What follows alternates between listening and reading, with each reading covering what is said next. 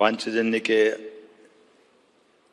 मध्य प्रदेश सुशासन 2 के कार्यक्रम में माननीय हितेश शंकर जी, इस सभागार में मौजूद माननीय अशोक पांडे जी, माननीय हेमंत मुक्तिबोध जी और सभी सज्जनों, प्यारे मित्रों, पत्रकार साथियों,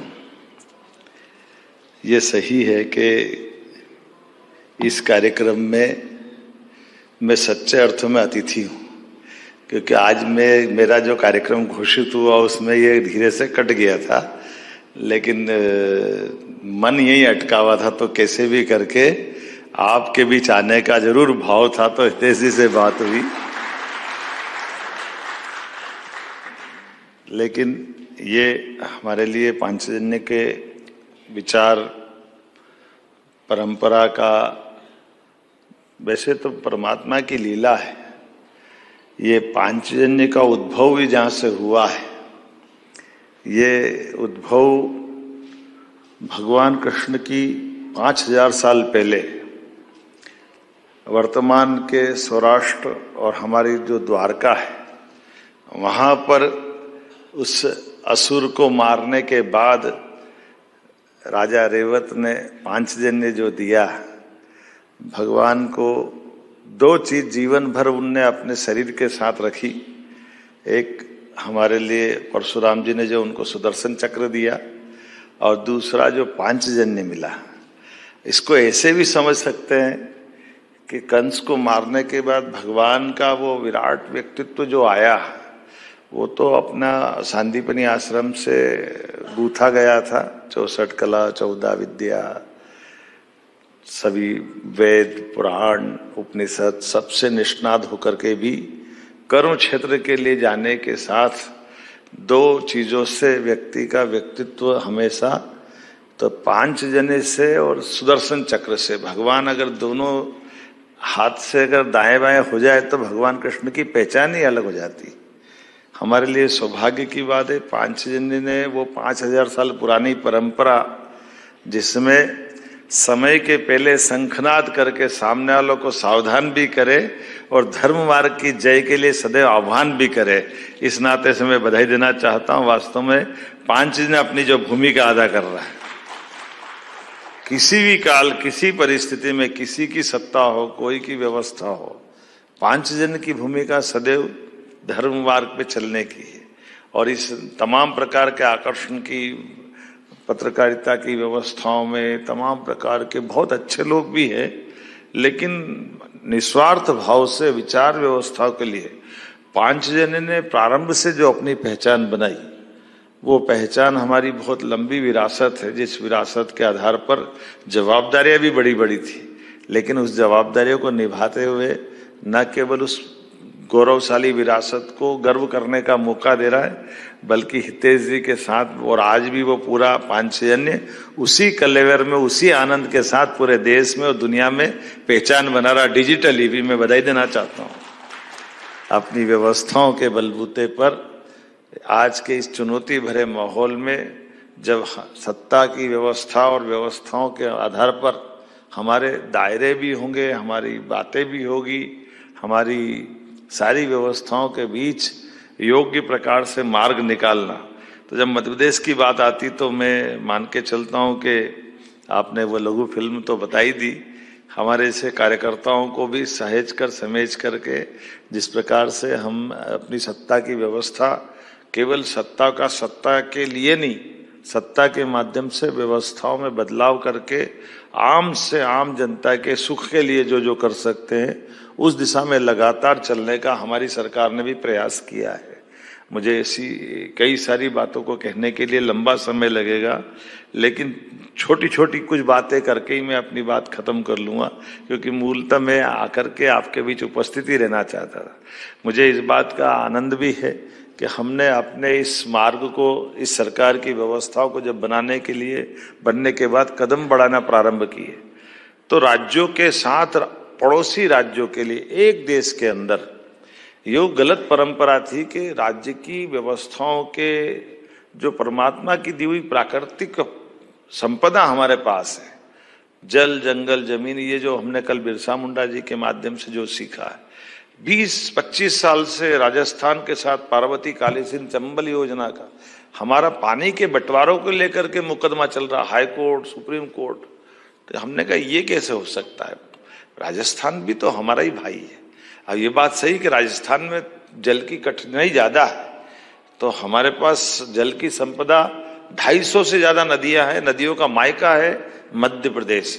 तो थोड़ा पानी ज्यादा दे दो तो क्या फर्क पड़ जाएगा, और कहाँ कोई झंझट है। तो हमने कहा कोई दिक्कत नहीं, हमारा मन तो राजस्थान के 13 जिलों में, जैसे ही ये माननीय मोदी जी ने वास्तव में स्वयं उपस्थित होकर के, और उस बात के लिए न केवल उनने पुष्टि की बल्कि उनने मंच से भी इस बात की तारीफ की।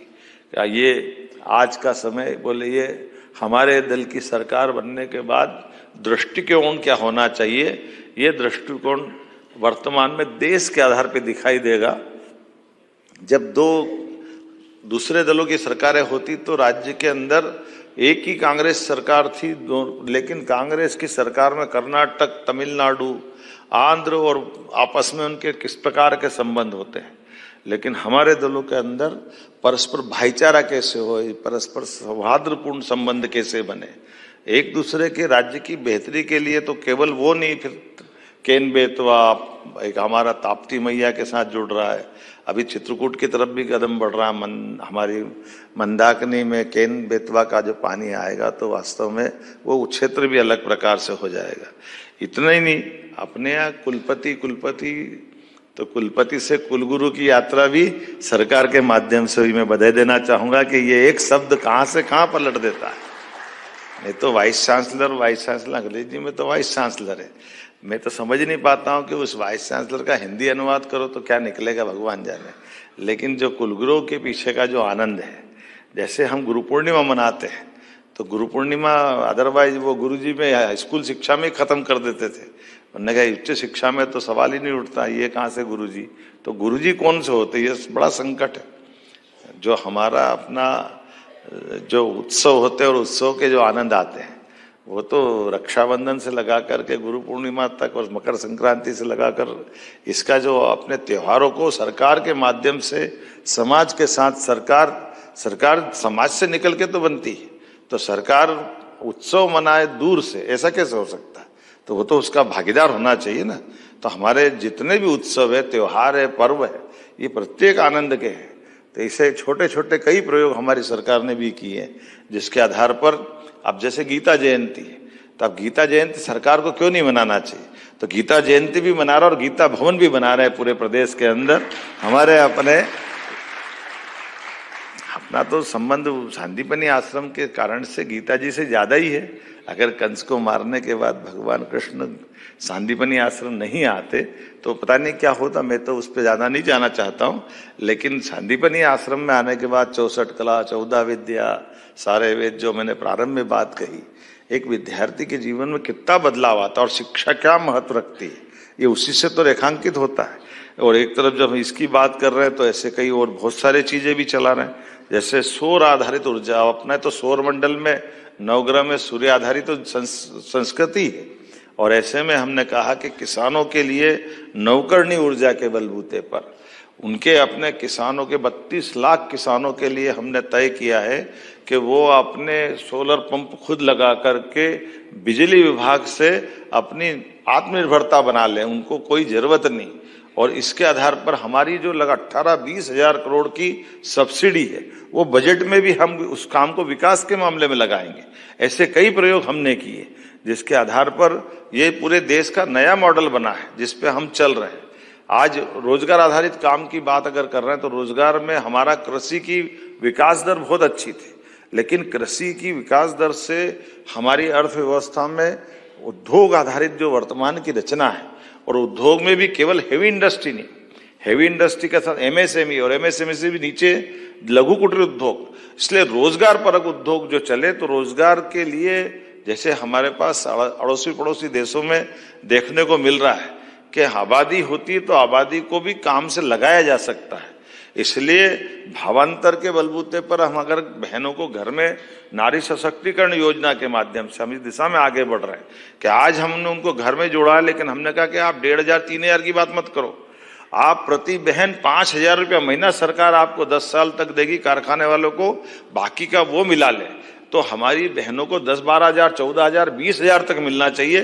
तो रेडीमेड गारमेंट्स पूरे प्रदेश में क्यों नहीं होना चाहिए? जब कपास हमारे यहाँ बनता है, धागा हमारे यहाँ बनता है, तो कपड़े में, सिलाई में और इसमें क्या परेशानी है? क्यों नहीं जोड़ना चाहिए? तो जो रोजगार आधारित उद्योग लगाएगा उसके लिए सरकार के माध्यम से हमारी योजनाओं के बलबूते पर केवल बिजली पानी रजिस्ट्री में छूट, भूखंड लेना ऐसा नहीं, रोजगार आधारित 2,000-5,000 का कारखाना चलाएगा, उसको 5,000 रुपये महीना, महिला हो या पुरुष, रोजगार आधारित काम के लिए भी सरकार सब्सिडी चालू कर रही। अब ये देखने के लिए दूर से कैसे दिखाई देगा? कारखाना आपका, माल आप बना रहे हो, उत्पादन आप कर रहे हो, आप अपना सेल कर रहे हो, लेकिन हमारी शर्त है कि जो बेरोजगार है उनको केवल आप कारखाने में काम दो। अगर आप उनको कारखाने में काम दोगे तो हम आपको सब्सिडी देने वाले, हम आपको मदद करेंगे ताकि आप लोगों को रोजगार।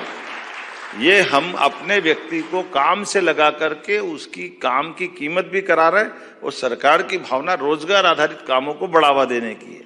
अदरवाइज मशीन आधारित काम तो दुनिया कर लेती है। तो ये जो हमारी दूसरी पद्धति, दूसरी शासन व्यवस्था जो यूरोपीय कल्चर से अलग हटती है, वो हम अपनी उसी भावना के आधार पर जाना चाहते हैं कि हम गरीब से गरीब आदमी की जिंदगी में बदलाव लाना चाहते हैं। ऐसी एक नहीं कई सारी चीजें हैं।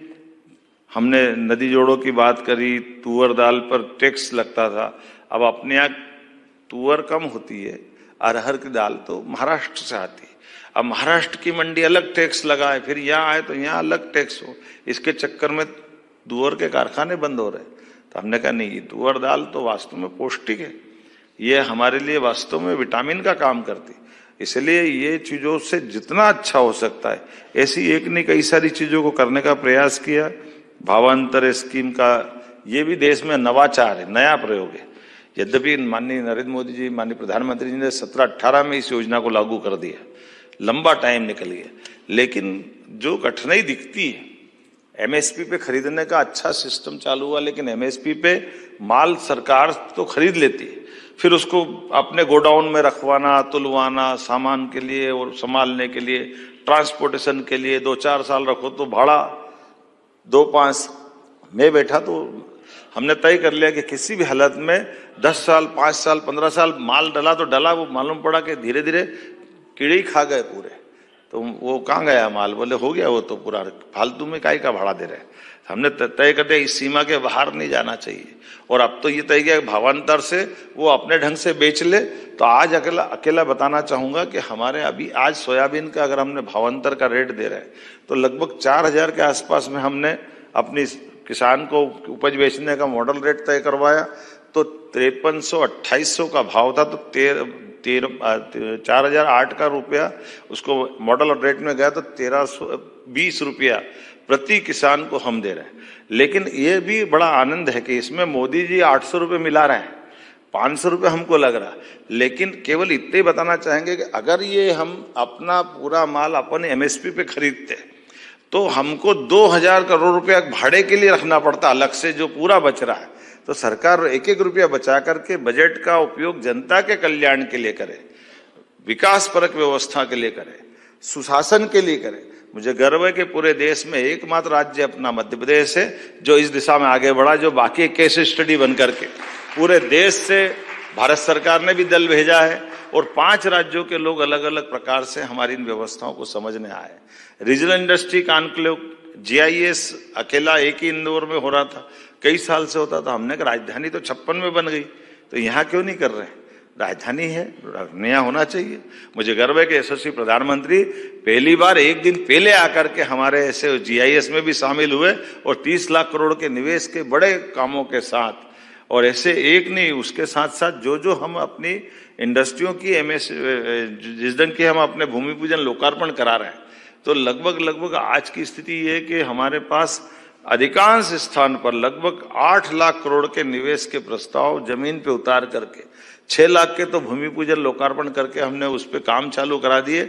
और अब प्रधानमंत्री जी से, माननीय गृह मंत्री जी से टाइम ले रहे हैं कि आप आओ तो एक दिन में 2 लाख 2.5 लाख का एक साथ भूमि पूजन लोकार्पण कराएंगे हमारे राज्य के साथ। पूरे देश में सबसे तेज गति से निवेश संवर्धन के कामों को बढ़ाते हुए 24% की ग्रोथ रेट से हम चल रहे हैं।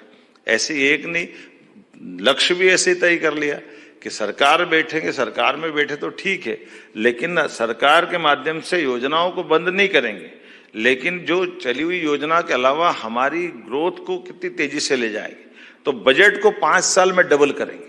इसलिए वो ग्रोथ रेट मेंटेन करते हुए प्रत्येक विभाग को टारगेट भी बड़े बड़े दे रहे हैं और कई नवाचार भी नए साथ करते जा रहे हैं। जैसे देश के अंदर पहली बार ऐसा हो रहा है कि मेडिकल कॉलेज खोल रहे हैं, लेकिन मेडिकल कॉलेज में आमतौर पर मेडिकल कॉलेज के लिए हॉस्पिटल अलग, रेगुलर हॉस्पिटल चल रहा है वो अलग, उसके कैंपस में वो 1000-4000 करोड़ का पूरा खर्चा खड़ा करो और फिर वो मेडिकल कॉलेज में भर्ती हो रही नहीं हो रही, बहुत सारी झंझट थी। हमने कहा थोड़ा संशोधन कर देते हैं, मेडिकल कॉलेज के लिए हम हॉस्पिटल दे देंगे चला हुआ, जिसमें डॉक्टर भी है, मरीज भी है, पैरामेडिकल स्टाफ भी है, सारा सिस्टम बना हुआ है। और 10 साल के लिए मेडिकल कॉलेज वाले से कहेंगे तुम अपना इस हॉस्पिटल को रख लो और 2 साल में आप 2 साल बाद अपना बड़ा हॉस्पिटल बना लेना, 10 साल तक आप रहना, तनख्वाह उनका सारा खर्चा हम करते रहेंगे। अब केवल हॉस्पिटल तो हमारा आज भी चल रहा है, लेकिन हमारा हॉस्पिटल देने से आज स्थिति क्या बनी, बैतूल हमारा मेडिकल कॉलेज चला गया, धार हमारा मेडिकल, केवल हॉस्पिटल दे रहा है। अब मेडिकल कॉलेज को खड़ा करने का सारा पैसा जो प्राइवेट सेक्टर पीपी मॉडल पे ला रहा है वो जा रहा है। ऐसे करके 4 पहले के और अभी 9 फिर लगा दिए हमने। तो प्रत्येक स्थान पर मेडिकल कॉलेज नीचे तक कैसे पहुंचे।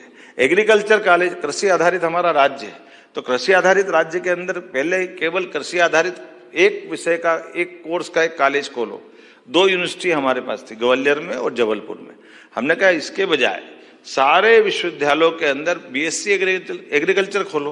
हाँ, पैरामीटर्स वो रखो जो भारत सरकार के उच्चतम मापदंड है। तो इस आधार पर जो जो कोर्स हो सकते हैं, परमात्मा चाहेगा तो इस दिशा में और भी बहुत सारे काम करेंगे। आज समय की कमी है, उम्मीद करूंगा केवल एक बात बोलकर, निमाड़ में कपास हमारे आदिवासी अंचल में होता है 13 जिलों के अंदर, लेकिन जो भी कुछ कारण रहा, कांग्रेस के ज्यादा पाप है उसमें। तो कांग्रेस ने यहाँ हमारे जितने कॉटन आधारित बड़ी बड़ी मिलें थी, इंदौर, उज्जैन, ग्वालियर, रतलाम, एक एक करके वो पुरानी टेक्नोलॉजी और पता नहीं किस किस कारण से वो सारे मिल बंद होते गए। अब हमारा कॉटन तमिलनाडु जा रहा है, तमिलनाडु में धागा बन रहा है, धागे से कपड़ा बन रहा है, कपड़े से रेडीमेड गारमेंट्स के लिए, और घर घर बड़े पैमाने पर सक्सेस हो रहा है। लेकिन हमारा कॉटन हमारे यहाँ कोई काम का नहीं। हमने कहा ऐसा क्यों होना चाहिए। मुझे गर्व है कि ऐसे 7 पीएम मित्र पार्क बनने वाले थे माननीय मोदी जी की योजना के माध्यम से, जो 7 साल पहले डिक्लेयर हुई थी। 7 में से सबसे पहले अपना भूमि पूजन हुआ और उस पूरा बुक हो गया धार के पास, मोदी जी ने इसी साल कर दिया, जिसके आधार पर लगभग 3 लाख लोगों को रोजगार मिलेगा। 2 मेट्रोपॉलिटन सिटी, उज्जैन, इंदौर, देवास, धार मिलाकर के पूरी एक, और दूसरी भोपाल के आसपास के 4 जिले। शहरीकरण में मास्टर प्लान में केवल नगर निगम के अंदर के झगड़े पड़ते थे, ये आवासीय हो जाए, ये कमर्शियल हो जाए, ये हो जाए, वो हो जाए। हमने कहा ये हो जाएगी, लेकिन बार बार देखते हैं कि जैसे नगर निगम सीमा खत्म हो गई, अब टाउनशिप आ गई। अब टाउनशिप सड़क बनाने में उसको कोई बताया ही नहीं पहले, तो वो अपने बिल्डिंग बना लेते हैं। अब बिल्डिंग बना लेते हैं तो बाद में आपको रोड चौड़े करने में बनी बनाई टाउनशिप तोड़ना पड़ रही है, बने बनाए मकान तोड़ना पड़ रहे हैं। पैसा किसका, समाज का तो पैसा है, सरकार के माध्यम से नहीं लगा तो क्या हो गया, देश का तो पैसा है। तो सुव्यवस्थित आने वाले 25 साल तक का प्लान क्यों नहीं बनाओगे, आसपास के जिलों में विस्तारीकरण क्यों नहीं होना चाहिए। ऐसे कहने के लिए तो बहुत सारी बातें हैं, लेकिन आज तो आपको नमस्कार करने का आनंद है।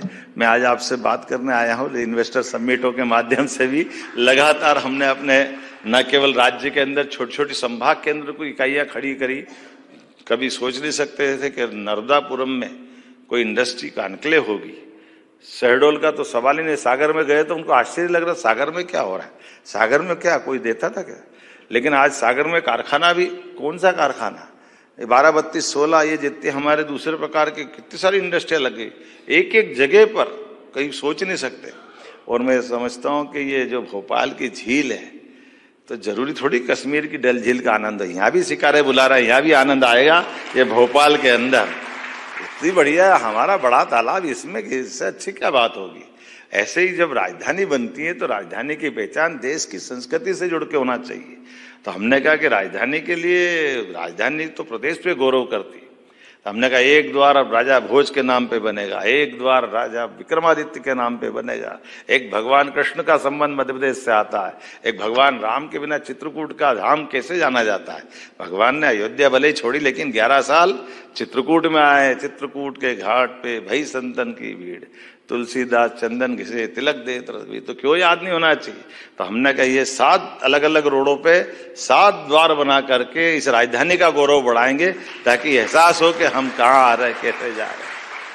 ऐसे बोलने के लिए तो बहुत देर तक बोल सकता हूँ, लेकिन अब ये टाइगर रिजर्व अपना बहुत दिन से पेंडिंग था, भोपाल के आसपास घूमता टाइगर, लेकिन उसका अभयारण्य बनाने में दिक्कत थी। हमने कहा ये अभयारण्य भी बन रहा है, ओंकारेश्वर सेंचुरी बन रही, चीता तो ऐसे घूम रही जैसे पता ही नहीं चल रहा है, यहाँ से वहां तक रोज उछल कूद करते। हमारे लिए कितना गौरव लगता है कि हमारे वन्य प्राणी माँ नर्मदा का वाहन मगर। और मैं छोड़ने गया था, शुरू में लोग कह रहे ये मगर कहाँ से छोड़ रहा है, मैंने कहा माँ नर्मदा की मगर से पहचान है, तुम्हारे घर में थोड़ी छोड़ रहे, जंगल में छोड़ रहे, वहां कोई बस्ती नहीं है भाई, छोड़ देना। जबरदस्ती से जो डर बनाया हुआ है, उस डर से थोड़ा निडर बनाने की जरूरत है ना। निर्भीक बने, राष्ट्र कार्य में लगे, इसलिए पांचजन्य का उद्घोष चलता रहे। मेरी बधाई, बहुत बहुत धन्यवाद।